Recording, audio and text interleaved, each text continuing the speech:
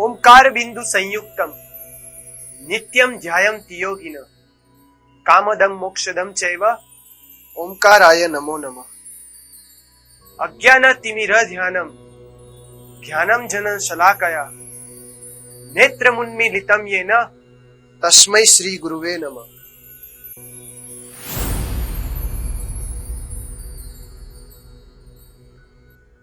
कोई जग्याए लख्યું છે કે કોઈ વ્યક્તિ ઋણાનુબંધ વગર બીજી વ્યક્તિના સંપર્કમાં ક્યારેય પણ નથી આવતો। અત્રે ઊંઝા જૈન સંઘ સાથે ઋણાનુબંધ દ્વારા જોડાયેલા ઉનાવા ગામના વતની બે મહાન પૂજ્ય ગુરુ ભગવંત શ્રી શાસન સુભટ્ટ પરમ પૂજ્ય ઉપાધ્યાય શ્રી ધર્મસાગરજી મહારાજ સાહેબ તથા પરમ પૂજ્ય પન્યાસ પ્રવર શ્રી અભય સાગરજી મહારાજ સાહેબના ચરણોમાં કોટી કોટી વંદન। ગુરુદેવ શ્રી પરમ પૂજ્ય પન્યાસ પ્રવર શ્રી અભય સાગરજી મહારાજ સાહેબ નાનપણથી જ ઘરમાં ભક્તિમય વાતાવરણ મળતા દીક્ષા પ્રાપ્ત કર્યા બાદ આધ્યાત્મિકતાને જીવન સમર્પિત કરી પરમ પૂજ્ય ગુરુદેવ શ્રી ભદ્રંકર વિજયજી મહારાજ સાહેબની નિશ્રામાં તેમને નવકાર મંત્રની દીક્ષા પ્રાપ્ત કરી। તે ઉપરાંત પિતા મહારાજ તથા સંયમી ગુરુદેવ પરમ પૂજ્ય ઉપાધ્યાય શ્રી ધર્મસાગરજી મહારાજ સાહેબના પાવન માર્ગદર્શનથી તેમના સમગ્ર પરિવારે પણ સંયમ જીવન સ્વીકારીને શાસનની શોભા વધારી હતી। પરમ પૂજ્ય ઉપાધ્યાય શ્રી ધર્મસાગરજી મહારાજ સાહેબનું ઊંઝા નગરે પ્રથમ ચાતુર્માસ આશરે આજથી 77 વર્ષ પહેલા વિક્રમ સંવત 2002 માં થયું। પૂજ્યશ્રીની સાથે પ્રાયઃ 21 વર્ષીય યુવા શ્રમણ ભગવંત પરમ પૂજ્ય ગુરુદેવ શ્રી અભય સાગરજી મહારાજ સાહેબ પણ હતા। આ યશસ્વી ચાતુર્માસ પછી શેષ કાળમાં આ ઉભય પૂજ્ય ગુરુદેવ શ્રીઓનું આવાગમન ઊંઝામાં થતું રહ્યું। પૂજ્યશ્રીઓના શુભાશીષો શ્રી સંઘ ઉપર પુષ્કરાવર્ત મેઘની જેમ વરસતા રહ્યા।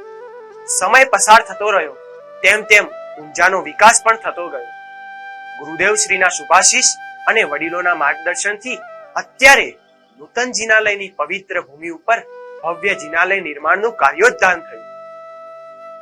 નૂતન જિનાલયનું નિર્માણ કાર્ય પૂજ્યશ્રીઓના માર્ગદર્શનથી ઝડપથી ચાલી રહ્યું હતું અને સોનામાં સુગંધ રૂપે ઊંઝા નગરે પૂજ્ય ઉપાધ્યાય શ્રી ધર્મસાગરજી મહારાજ સાહેબ તથા પરમ પૂજ્ય પન્યાસ પ્રવર શ્રી અભય સાગરજી મહારાજ સાહેબ વિશાળ શિષ્ય પરિવાર સાથે વિક્રમ સંવત 2027 ના અષાઢ સુધી દશમના દિને ચાતુર્માસ માટે પધાર્યા। શ્રી સંઘમાં આનંદ વ્યાપી ગયો। પરમ પૂજ્ય પન્યાસજી મહારાજે શાસ્ત્રોના આધારે વર્તમાન વિજ્ઞાનને પડકાર ફેંકી ભૂભ્રમણ શોધ સંસ્થાનની સ્થાપના કરી। આ સંસ્થાના માધ્યમે પૂજ્યશ્રીએ પૃથ્વી ગોળ નથી, એપોલો ચંદ્ર ઉપર ગયું નથી આ બધી વાતો દ્વારા વિજ્ઞાનને પડકાર ફેંક્યો। તે ઉપરાંત ગુરુદેવ શ્રીની સંપૂર્ણ સાહિત્ય યાત્રા દરમિયાન તેમણે આશરે 125 થી વધુ પણ જૈનિઝમ તથા વિજ્ઞાનને લગતી પુસ્તકોનું સર્જન કર્યું। વિક્રમ સંવત 2028 ને મહાસુદમાં નૂતન જિનાલયના પ્રતિષ્ઠા મહોત્સવના મંડાણ ઊંઝા નગરના પરમ ઉપકારી પરમ પૂજ્ય ઉપાધ્યાય શ્રી ધર્મસાગરજી મહારાજ સાહેબ તથા પરમ પૂજ્ય પન્યાસ પ્રવર શ્રી અભય સાગરજી મહારાજ સાહેબ આદિ પૂજ્ય ગુરુ ભગવંતોની શુભ નિશ્રામાં થયા।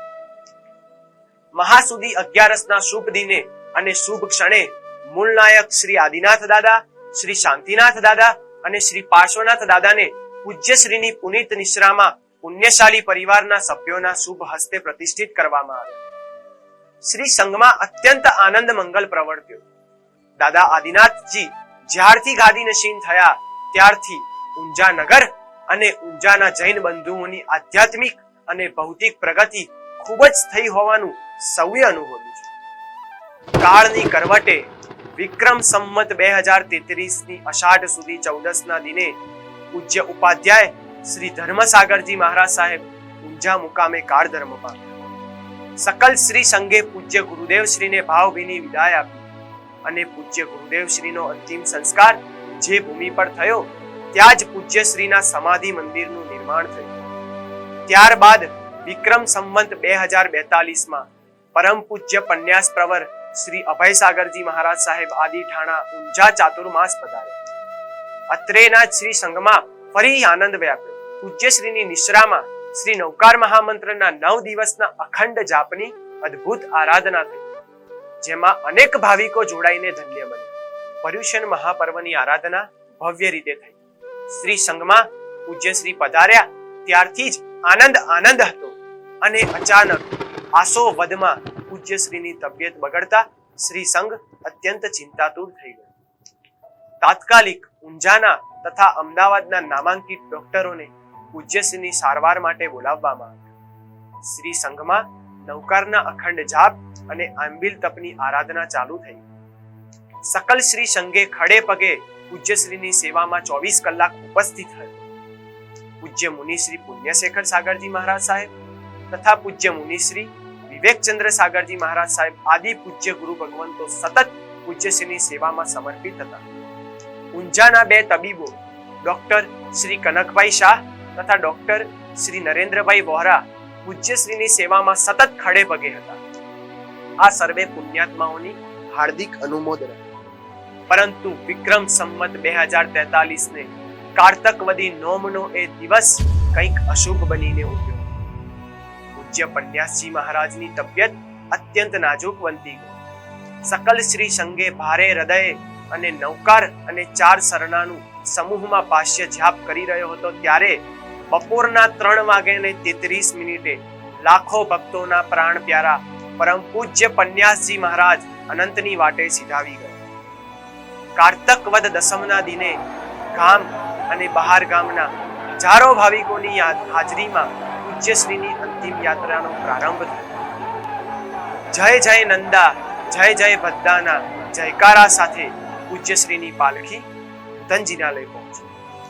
જ્યાં પૂજ્યશ્રીના ઉપકારી ગુરુ ભગવંતના અંતિમ સંસ્કાર થયા હતા તેની બાજુમાં જ પૂજ્ય પન્યાસજી મહારાજ શ્રીના હજારો ભાવિકોની રડતી આંખો વચ્ચે અંતિમ સંસ્કાર કરવા. પૂજ્યશ્રીના સન્માનમાં સમસ્ત ઊંઝા નગરે જડબે સલાક બંધ પાડ્યો. પૂજ્ય પન્યાસજી મહારાજનો ગુણાનુવાદ કરવામાં આવ્યો અને બંને પૂજ્યશ્રીઓના અંતિમ સંસ્કાર સ્થળે ભવ્ય સમાધિ મંદિર નિર્માણમાં આવ્યું. આજે દરરોજ સેંકડો ભાવિકો આ ઉપકારી પૂજ્ય ગુરુ ભગવંતોના ચરણ પાદુકાના દર્શન વંદન કરીને ધન્ય બને છે.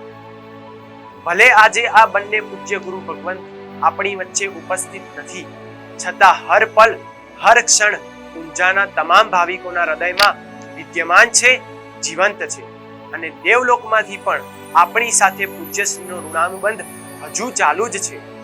જીનાજ્ઞા વિરુદ્ધ કંઈ પણ બોલાયું હોય, કંઈ પણ કહેવાયું હોય તો ત્રિવિધે ત્રિવિધે ઈચ્છામિ.